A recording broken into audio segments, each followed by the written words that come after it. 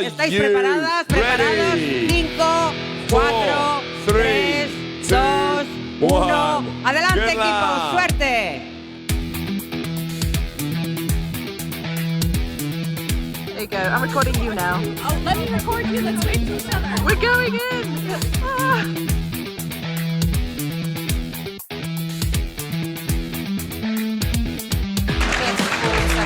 Yeah. Well done, Vicky.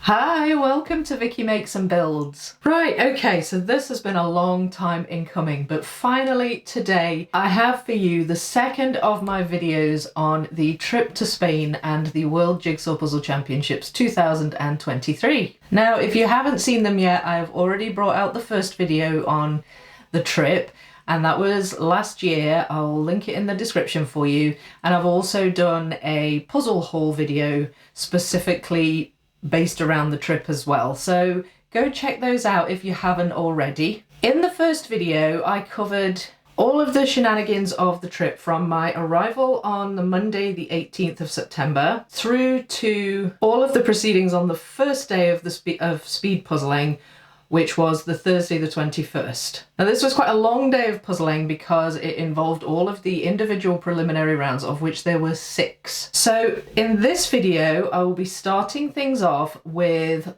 all of the puzzling that took place on the Friday the 22nd. In the morning there were the pairs preliminary rounds, of which there were 3, groups A through C, and then in the afternoon were the individual semi-final rounds. So I was really looking forward to Friday's puzzling. I had got over the first day, got past those initial nerves, which were at first really quite overwhelming, and I was still nervous, but I knew more what to expect by this point. And not only that, but the Friday was kicking off the day with the pairs competitions, which meant I was going to be able to puzzle with my pairs partner Jubie from Jigsaw Jubie. Jubie and I had only practiced together once up to this point. We spent some time on the Tuesday morning after we arrived practicing together, and here's a few wee pictures of the ones that we practiced and our times. So it was great that we had the opportunity to puzzle together at least once before the competitions. However, we hadn't really done very much, so it was going to be interesting to see how we fared on the first day of pairs puzzling. But whether we performed well or not, I remember really looking forward to doing some pairs puzzling with Jubie. Now, we were in Group C, which was at 2 o'clock, and we had 90 minutes to finish a 500-piece puzzle, but we actually arrived in the dome in time for Group B starting, which was the group that Donnalouise and Janette were going to be puzzling in. So we weren't there for Group A, which was the first group. They started puzzling at 10 AM, and their puzzle was this one, which I actually do have now. I've bought this puzzle since I came back. This one is called Student Days. I really like this image. It looks challenging. It's a really busy image, but it looks like just the right level of difficulty for a pairs puzzle. I wouldn't have liked to have got this as an individual's puzzle. Now, I actually have built this puzzle, and I did time myself, even though it was a pairs puzzle and I did it by myself. So I thought you might just like to see a wee time lapse of me building this puzzle and my time just before I tell you the results of the pairs Group A round.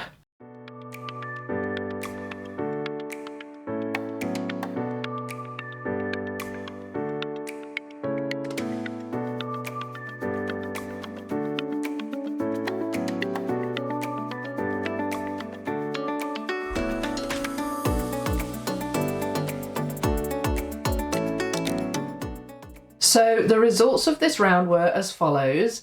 In first place, we had the team from the Czech Republic, Teresa, and her pairs partner, Marketa. They finished this puzzle in a staggering 32 minutes and 20 seconds. And here you can see the top 5 on the table for Group A of the pairs round. So I remember walking to the Millennium Dome on the Friday. Janette and Donnalouise were ahead of us because they were hurrying to get there in time for their round in Group B, and Jubie and I were behind them. And as we walked, we were discussing what the possibilities of the puzzles were for the rounds to come. We already knew at this point that the Group A puzzle was Student Days, and so Jubie, having seen that puzzle, thought that there would be a good chance that one of the puzzles to come up would be the Ludicrous Library by Colin Thompson, which is this one here. This is one of the puzzles I actually brought home with me from Spain. Now, anyone who knows Jubie and Jubie's channel knows she has a lot of puzzles and a good knowledge of a lot of the puzzle images on these 500-piece Ravensburgers. So I believe she might be right, and we actually got an image up on, I don't know if it was my phone or her phone, and as we walked, we were looking at it, we were discussing how we'd tackle it if that puzzle came up for us. We did actually show the image to Donnalouise and Janette, who we briefly caught up with, but they didn't really have time to look at it much because they were hurrying to get to the dome in time for their round starting. Now, one of the things I really did love about the World Jigsaw Puzzle Championships was the rapport that we built up with the other competitors. Often what would happen is when you arrived at the dome before a round was going to start, there'd be wee groups forming, having little conflabs about what puzzle it might be, what was going to come up, how would we tackle it if it came up. By the time Jubie and I arrived at the dome, there was plenty of that already going on, and we realised that Donnalouise and Janette were both beckoning us over to talk to them. So we went over, and as it turns out, there was a consensus in the room that the Ludicrous Library might be one of the ones to come up. It wasn't only Jubie that was thinking along those lines. So Donnalouise and Janette were having a good look at the image as well to make sure they would be prepared for it if it came up for them. And wouldn't you know it, what puzzle came up for Group B but the Ludicrous Library? I could not believe it.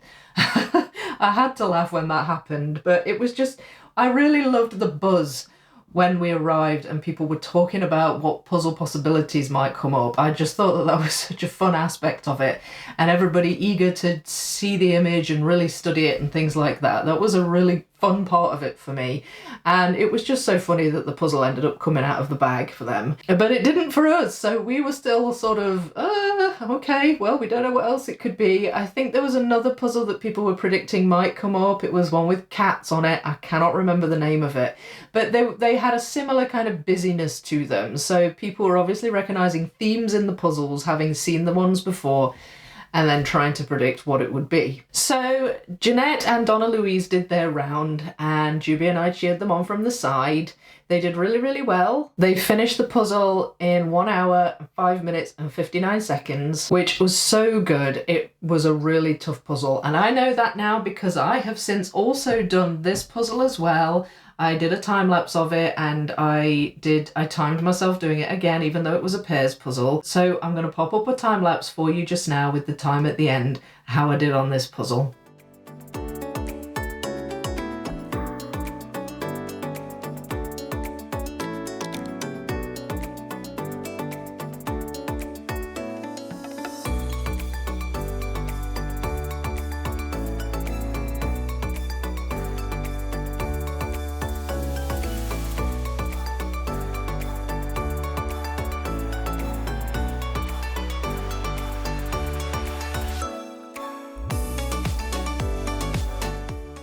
So I did it in 2 hours and 12 minutes, which I don't think is too bad considering it was quite a difficult puzzle, but it was really fun. And I was happy to have done a Colin Thompson puzzle as well, because it's the first one by him that I'd done. And I've got another Colin Thompson on the shelf behind me, a rather larger puzzle. And so I'm sort of glad that I've had at least a wee taste of his artwork, but I really did find it lots of fun to build. So anyway, let's talk about the top finishers in that round. The first place finishers were Sarah and Tobias from Sweden with a time of 37 minutes and 38 seconds. Just an astounding time. And so now it was time for Jubie and I to have our turn. Just before I talk about Jubie and my puzzling experience with that, I want to just mention that for the pairs round, I was representing Australia. So I obviously represented my home country of the UK when I was doing the individuals. With Jubie and I, we decided to represent Australia because you can't represent two countries at the same time. So what I did for that was I got a wee badge, a wee patch with the Australian flag on it. I'd forgotten to bring safety pins with me, but thankfully Janette, who was very sensible, and she had some, so I borrowed some of her safety pins, and I actually pinned this to the back of my t-shirt that I wore for it, which was our team's t-shirt, and I was an honorary Australian for that morning. It was really lovely because I really felt kind of part of the fold. A lot of them were just like, oh, you're representing Australia while you're here, and I was like, yeah. They're like, brill, and they really did make me feel welcome. So that was really nice to be able to represent Australia for the pairs. So whilst Donnalouise and Janette were doing their puzzle, we didn't waste any time trying to predict what puzzle might come up for our round, but as it turns out, the puzzle that came out for us was familiar to me. Very familiar, in fact. I couldn't quite believe my eyes when I pulled the colourful underwater creatures puzzle from out of that bag. Not only had I built that puzzle 3 times up to that point, but I had even built it once with Jubie herself on the Tuesday before the competitions. We knew it was difficult, but at the same time, we could not complain, as at least we'd had some experience of it, having only just done it a couple of days beforehand. But there was one thing that I will complain about. So I touched on this briefly in my first video. Not only was this puzzle notable because of our familiarity with it, but also because when I pulled it out of the bag, our copy, for whatever reason, was still wrapped in the shrink wrap. Now, remember in my first video, I mentioned that the decision had been taken by the organisers to remove any cellophane or stickers from the outside of the boxes. So for everybody, in every round, in every category of the competition, we all had puzzles without the cellophane or the stickers holding the lid down. All you had to do was just pull the lid off and open the bags. Not so with our puzzle.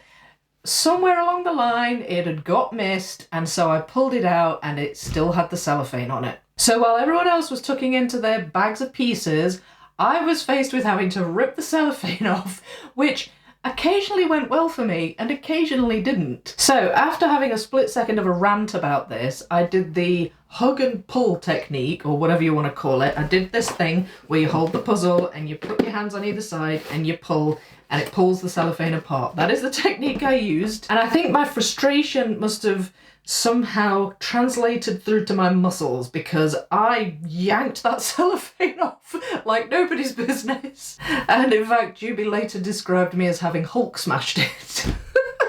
So I think my frustration must have been pretty clear. But anyway, it worked and I got it off in short order. So in hindsight, it does make me chuckle quite a lot, but maybe I did go a little bit Hulk on it.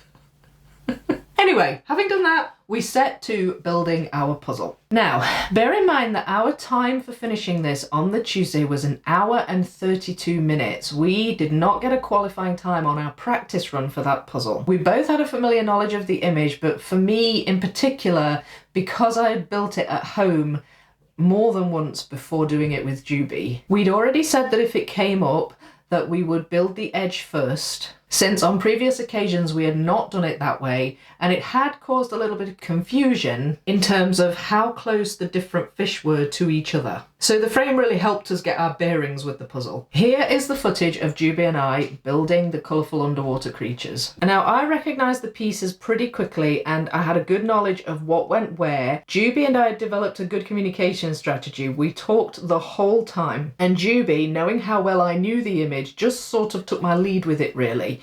I think in teams and pairs it's important to play to each other's own strengths, and had she been more familiar with the image, the roles would have been reversed. We agreed who was building what, and I would fire pieces her way when she needed them and vice versa, or we'd just say I'm looking for X and then we'd provide. We also on the Tuesday had developed names for the fish.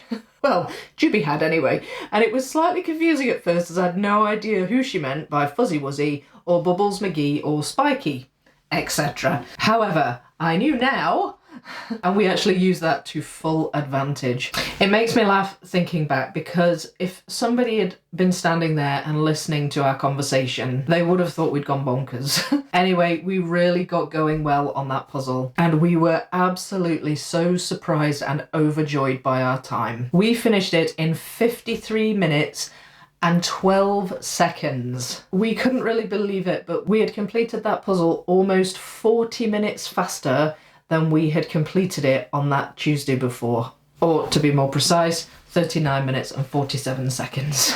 That was one of the defining moments of the competition for me. It really, really felt like a triumph. I was so proud of Jubie and we finished 22nd overall in our round. I could not have been happier with that, and we qualified for the finals of the pairs competition, in spite of having to remove our own cellophane. I'm not going to let that go in a hurry.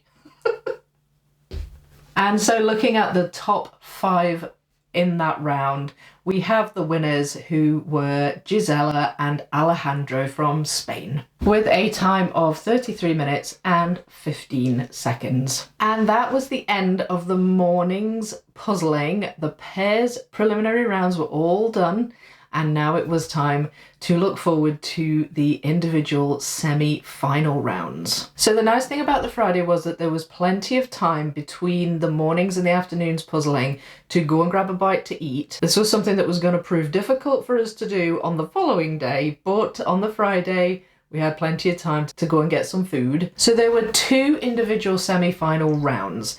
The first round, Group A semi-finalists, were made up of the qualifiers from Groups A, B and C in the individual preliminary rounds, and the second semi-final was made up of the qualifiers from Groups D, E and F. The first semi-final would take place at 5 o'clock, and the second semi-final would take place at 7 o'clock. Now, Donnalouise, Jubie and Janette were all going to be in the first semi-final round. I was in Group E on the previous day, so I had a wee wait until my time came to do the puzzle. I was there at the Dome though, of course. I had to be there for my teammates who were all going to be doing their semi-final individuals puzzle. Janette was feeling particularly nervous, and it transpired that where she was seated, she was right beside one of the barriers where the crowd stands. So she said, "Vicky, you can come and stand beside me and make me feel calmer."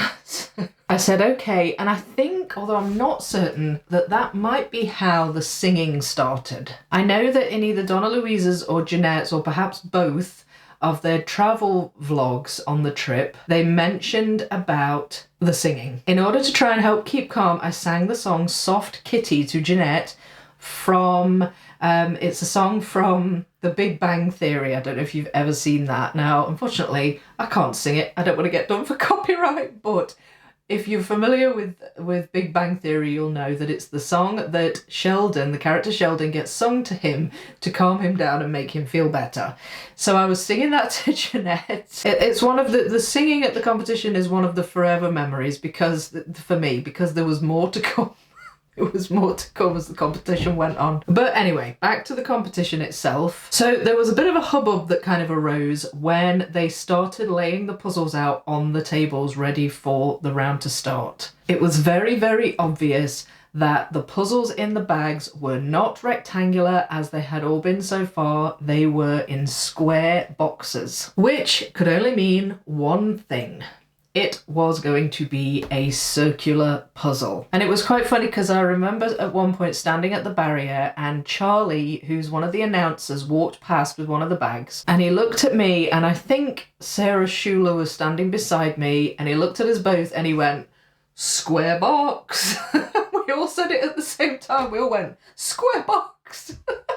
So that got everyone talking about which possible circle of colours puzzle it could be. Now, I had done 2 practice speedruns on circle of colours puzzles prior to going to Spain, and actually one of them I had built with Jubie on the Tuesday. The first one was called Donuts and the second one was called Ocean, which I have here. Now, I only have the box for Ocean now. It's one of the puzzles I actually left in Spain because I took it with me to practice and I left it there, and I'm not sure whether it was Janette or Donnalouise, I can't remember. One of them took it home, so I've got the lid but not the puzzle. But I was really excited to see which one it was going to be. So I stood beside Janette and she pulled the puzzle out, and it turned out to be this one here called Poke Bowl, so not one of the ones that I had done before. So as with many colour block or gradient types of puzzles, a lot of sorting was going on in the room. Not everybody sorted, but there was quite a lot of sorting going on, and Janette was no exception. She was sorting the pieces out by colour. And here's a wee clip of Janette puzzling while I'm standing beside her. Oh, wow. Oh, it's that one.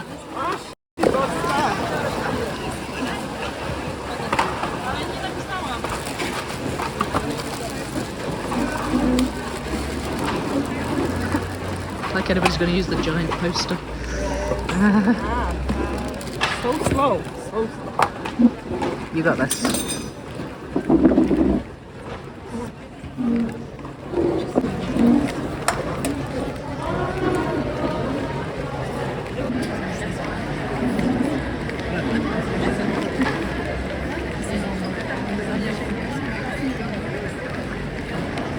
So it's a circle of colours puzzle.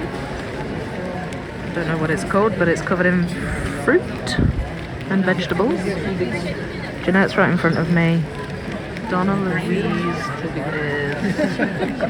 there. She's standing up. She's got the headphones on. And Jubie is somewhere over there. But oh, there she is. There she is. I can see her purple hair. There's Jubie. I'm not on until 7 o'clock semi.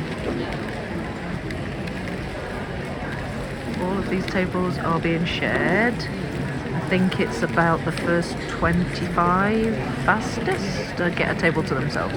So there's only 2 or 3 rows of people with tables to themselves.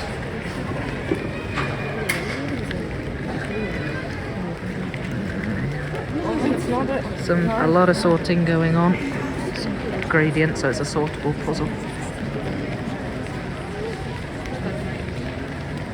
So as you can tell, I was already in commentary mode, which turned out to be a good thing, because all of a sudden I was getting a phone call from Alfonso, the president of the World Jigsaw Puzzle Federation. He asked me if I was in the dome, and if I was, would I please go to the commentary table? So I said yes, and okay, I went to the commentary table and I was doing commentary again. I had completely not expected to be doing it on that day. I was just hanging around, there to cheer on my teammates who were doing their semi-final. But I mean, I wasn't puzzling, so it was fine. I was able to get a good view of the whole thing, doing it from the commentary table. I was much more comfortable with it this time around because I had done it once before. I was nervous the first time, and I was a wee bit nervous this time as well. But you know, when you've done something once, it's kind of a bit less daunting.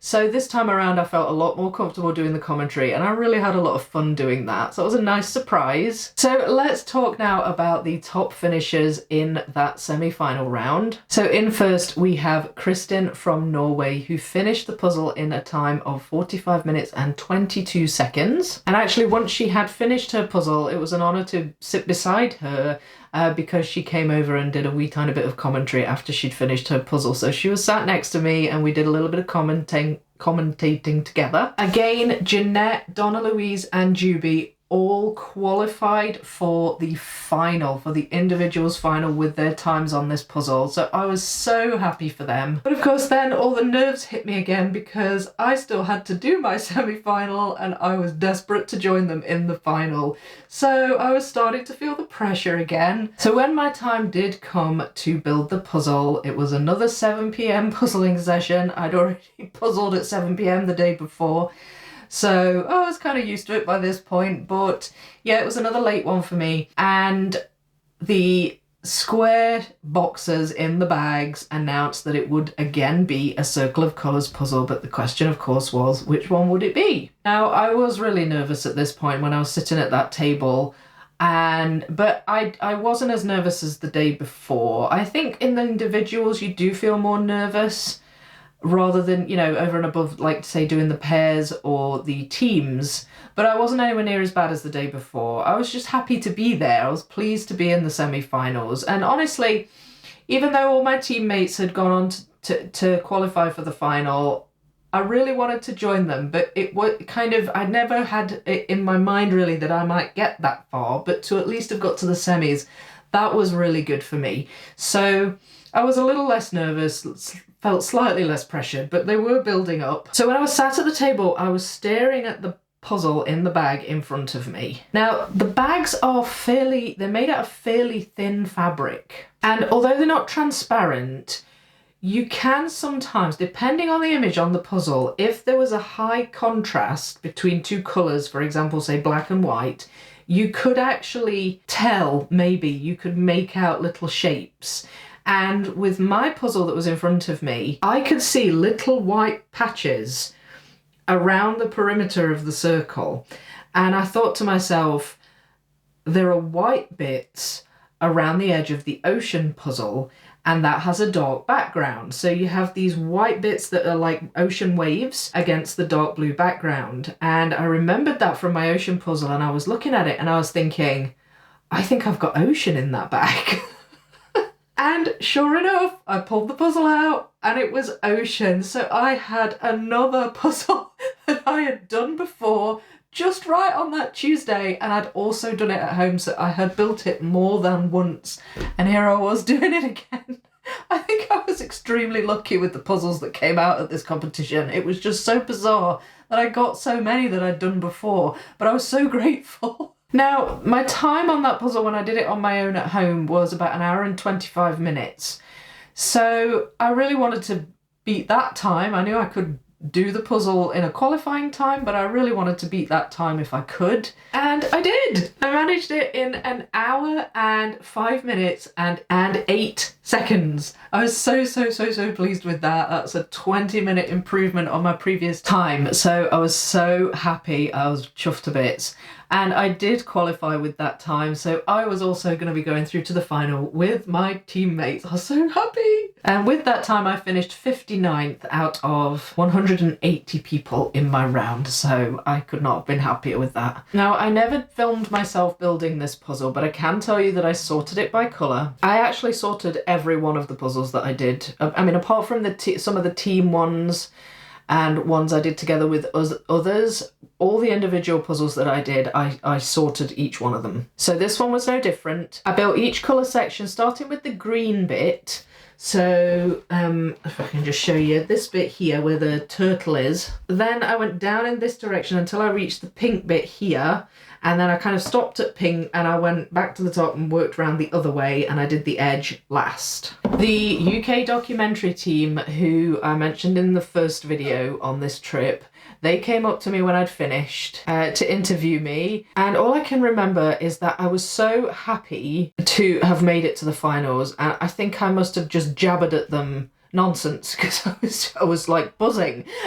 So I was just like blah, blah, blah, blah, blah. But I was so chuffed. But it was nice to talk to them as well, and I was so relieved that I got through to that final. Here are the top 5 from the semi-finals Group B. The winner in first place was Alejandro with a time of 36 minutes and 46 seconds. So that was the end of Friday's puzzling day. Now, that Friday evening was a memorable one, as we actually had an impromptu gathering at the hotel that Donnalouise and Janette and I were staying in. During my semi-final round, Donnalouise and Janette had been busy inviting people back to the hotel for a wee puzzling get-together, and it was such a great night. We had Stein, we had Siobhan and Francis, we had Carolina, Jubie and her husband, of course, came to join us. There was Frida, and we also had Lena come along and join us. So there was quite a good group of us there, all puzzling together. Everyone had puzzles, or they brought puzzles of their own. There was some puzzle swapping going on. I had by this point a few repeat puzzles. I already had the colourful underwater creatures puzzle that I'd brought with me, and then we got it again from the pairs preliminary round, and that already had the ocean puzzle, and I'd got it again. So I was quite happy to part with those at this point, and it was just another one of so many highlights of this trip. So there was going to be a long day of puzzling on the next day of the competitions on the Saturday. We all had puzzles to do in all of the categories, individuals, pairs and teams, but I would like to save those for my next video on the WJPC 2023. I had actually intended for this video to be the last one on the trip, however, by the time I'd recorded it all, it would have just ended up being far too long. So what I decided to do was to split it into 2 more videos and do the last couple of days in the part 3 video. Now, I have already recorded it, so that will be coming out sometime this week. You certainly won't have to wait for long for me to regale you with more stories about my adventures in Spain. Certainly not as long as this video has taken, at least. I would also love to show you in that video video, another time lapse of a puzzle that I have done since coming back from Spain as well. And I have some exciting news to share with you in that video too. So please stay tuned for that coming up very, very soon. I'll leave it there for now. I really hope you enjoyed this video. If you did, please leave a like. Please subscribe to the channel if you haven't already. And as always, leave me your comments with all of your thoughts. Consider becoming a member if you'd love to see some of my extra puzzling content. Thank you all so much for watching. Happy puzzling, and I will see you in the next one. Bye!